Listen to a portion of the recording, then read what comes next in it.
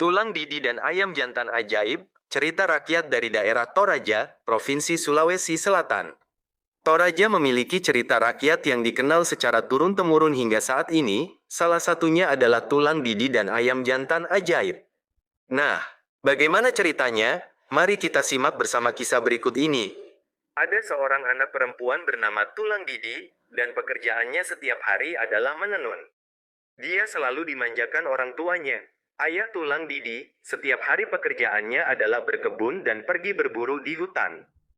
Pada suatu hari Tulang Didi menenun, dan ayahnya pergi melihat tanaman padinya di sawah.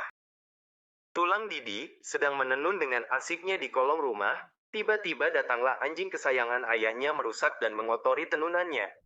Tulang Didi, karena sangat marahnya, dipukullah anjing kesayangan ayahnya dengan balida, batang kayu untuk memadatkan benang pada sebuah alat tenun, biasanya terbuat dari kayu buangin sejenis cemara, dan anjing itu pun mati. Karena sangat takut akan murka ayahnya, Tulang Didi menyembunyikan bangkai anjing itu, menutupinya dengan potongan tikar yang sudah usang di samping rumah. Ketika ayahnya pulang dari sawah, Tulang Didi pura-pura tetap menenun di kolong rumah. Tiba-tiba, datang terbang seekor burung gagak di samping rumah sambil mengeluarkan suara. Kaak-kaak, gagak, ada apa di samping rumah? Dibungkus dan ditutupi tikar usang yang robek. Ayah Tulang Didi, yang mendengar suara burung gagak itu, lalu menanyakan hal itu kepada Tulang Didi. Tulang Didi lalu menjawab, "Ayah, tadi saat sedang menenun, datang si bolong merusak dan mengotori kain tenunanku. Lalu aku memukulnya dengan balida, sampai mati." Mendengar itu, ayahnya sangat marah. Saat itu juga ia berkata kepada Tulang Didi, "Karena engkau sudah membunuh anjing kesayangan ayah, maka ayah akan membunuh engkau pula." Ketika ayahnya keluar dari rumah, hendak membawa Tulang Didi untuk dibunuhnya, dengan sembunyi-sembunyi, sang ibu yang sangat menyayangi anak perempuannya itu memberikan sebiji telur ayam dan 3 butir beras kepada Tulang Didi sebagai bekal di jalan. Demikianlah Tulang Didi, lalu mengikut ayahnya ke padang belantara untuk dibunuh. Setelah agak lama berjalan, bertanyalah sang ayah kepada Tulang Didi, katanya, "Di sinikah tempat yang tepat untuk membunuhmu?" Tulang Didi lalu menjawab, "Masih jauh ayah, tempat itu adalah tempat di mana binatang-binatang berkumpul dan burung-burung berkerumun." Mereka lalu meneruskan perjalanannya lagi dan akhirnya tiba di sebuah bukit yang menjadi tempat orang-orang biasa melakukan persembahan kurban dan menjadi tempat bertengger burung-burung. Tulang Didi melihat sebuah sarang burung tekukur di rumpun-rumpun pohon ilalang, lalu segera meletakkan. Dengan sembunyi-sembunyi telur ayam dan beras yang diberikan ibunya tadi, pada waktu berangkat. Setelah itu ayahnya bertanya lagi, "Di sinikah tempatnya hai Tulang Didi?" Tulang Didi lalu menjawab, "Ya disinilah ayah, laksanakanlah niatmu, dan sekarang aku serahkan diriku untuk dibunuh." Ayah Tulang Didi lalu melakukan niatnya membunuh anaknya di tempat itu, kemudian ia pulang kembali ke rumahnya. Kira-kira 4 minggu kemudian atau 28 hari lamanya setelah Tulang Didi dibunuh ayahnya, telur ayam yang diletakkan Tulang Didi di sarang burung tekukur menetas dan keluarlah seekor ayam jantan yang biasa disebut dalam bahasa Toraja, londong. Londong atau ayam jantan ini makin hari makin bertambah besar sehingga mulai belajar berkokok. Londong tersebut pergi pula mencari makan dan kemudian menemukan ulat Tulang Didi berhamburan di tanah. Lalu berkokok untuk mengumpulkan ulat-ulat tersebut. Ayam itu berkokok lagi, berturut-turut sambil bersuara, "Kukua kukua, berkumpullah tulang-tulang Tulang Didi, kukua kukua berkumpullah daging Tulang Didi, kukua kukua hiduplah kembali hai Tulang Didi." Akhirnya Tulang Didi hidup kembali karena ayam jantan ini berkokok terus menghidupkan kembali tuannya.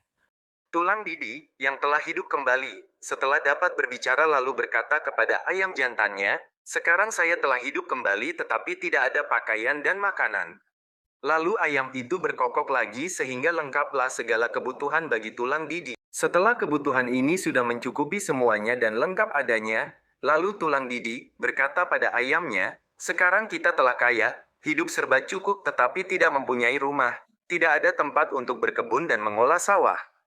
Ayam itu lalu berkokok lagi, "Kukua lengkaplah rumah tuanku Tulang Didi, kukua lengkaplah wilayah kuasa Tulang Didi." Semua permohonan Tulang Didi terkabul dengan melalui kokok ayam sakti ini. Akhirnya tulang Didi berkata lagi kepada ayamnya, kita ini sudah tidak kurang sesuatu apa, makanan ada, rumah ada, tanah ada. Tetapi ada satu lagi yaitu manusia untuk mengisi negeri yang kaya raya ini dan untuk mengolah tanah yang luas ini. Ayam jantan atau londong tulang Didi itu berkokok lagi, Kukua, jadilah manusia dalam negeri ini. Pada saat itu terciptalah manusia penduduk negeri yang serba ada itu. Pada suatu hari Ibunda Tulang Didi pergi mencari sayuran pakis di dekat muara sungai yang kebetulan alirannya bersumber dari hutan, tempat Tulang Didi dan ayam jantannya membangun satu negeri yang indah dan lengkap. Dari aliran sungai itu dia melihat gabu-gabu beras yang sedemikian banyak dihanyutkan air sungai ke muara. Melihat kejadian itu, Ibu Tulang Didi kembali pulang ke rumahnya. Kepada suaminya ia menceritakan tentang apa yang dilihatnya tadi, bahwa di dalam hutan pasti ada seorang raja yang kaya raya dengan tanahnya yang subur dan luas. Kedua orang itu saling mempercakapkan peristiwa yang aneh tersebut, lalu mereka berkesimpulan untuk pergi melihat dan mencari tahu tempat asal atau sumber daripada gabu-gabu padi yang dihanyutkan air sungai. Keesokan harinya kedua orang tua ini pergi menelusuri aliran sungai dari hutan itu jauh masuk ke dalam hutan. Di tengah-tengah hutan itu mereka mendengarkan bunyi lesung orang sedang menumbuk padi dengan ramainya. Mereka terus mencari sumber bunyi lesung itu. Akhirnya sampailah mereka di suatu negeri yang indah dengan bangunan rumah-rumah adat yang diukir, lumbung tempat padi yang berjejer beserta masyarakat yang hidup aman dan makmur. Melihat keadaan ini kedua orang tua tersebut menjadi segan untuk masuk bertanya ke dalam halaman rumah sehingga ia terpaksa hanya berjalan di luar pagar halaman rumah. Dari atas rumah Tulang Didi, melihat kedua orang tuanya itu, lalu disuruhlah hambanya untuk menjemput mereka. Mereka berdua dipersilahkan masuk ke dalam halaman rumah, lalu diterima sebagai tamu di lumbung oleh Tulang Didi.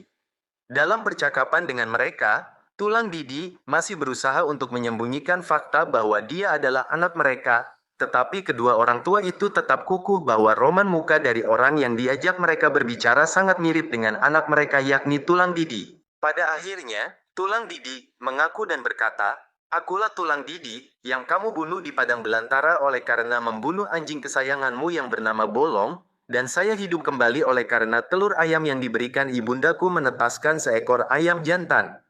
Ayam jantan inilah yang berbunyi dan berkokok menghimpun seluruh tulang-tulangku, daging-dagingku yang sudah berhamburan untuk dihidupkan kembali.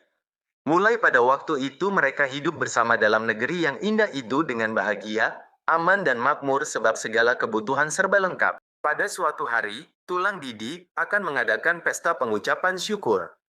Dia dan rakyatnya mulai mempersiapkan segala sesuatunya karena pesta adat ini adalah pesta yang dianggap paling mulia dan paling tinggi. Rakyat di dalam negeri itu masing-masing melaksanakan pembagian tugasnya sesuai dengan perintah dari tuannya.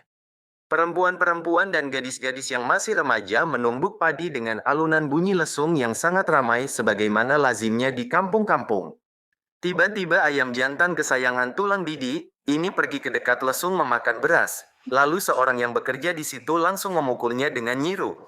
Londong atau ayam jantan ini lalu pergi mendapati tuannya dan berkata, saya telah dipukul oleh orang yang bekerja di tempat menumbuk padi, sekarang saya mohon izin untuk pergi dari sini. Tulang Didi kemudian menjawab, kalau demikian keinginanmu saya juga akan turut pergi mengikut engkau, kemanapun engkau pergi saya akan ikut.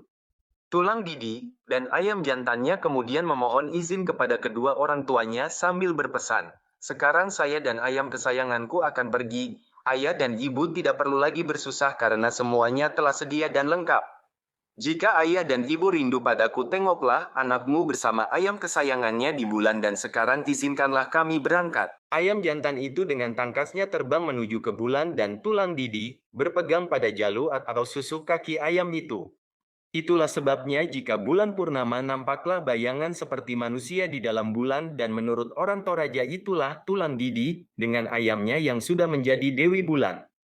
Mengenai ayah dan ibunya serta semua penghuni negeri tinggallah di bumi dan itulah yang berkembang dan menjadi leluhur masyarakat Toraja yang ada sekarang. Nah, itulah kisah Tulang Didi dan ayam jantan ajaib, cerita rakyat dari daerah Toraja. Semoga teman-teman terhibur. Terima kasih telah menonton.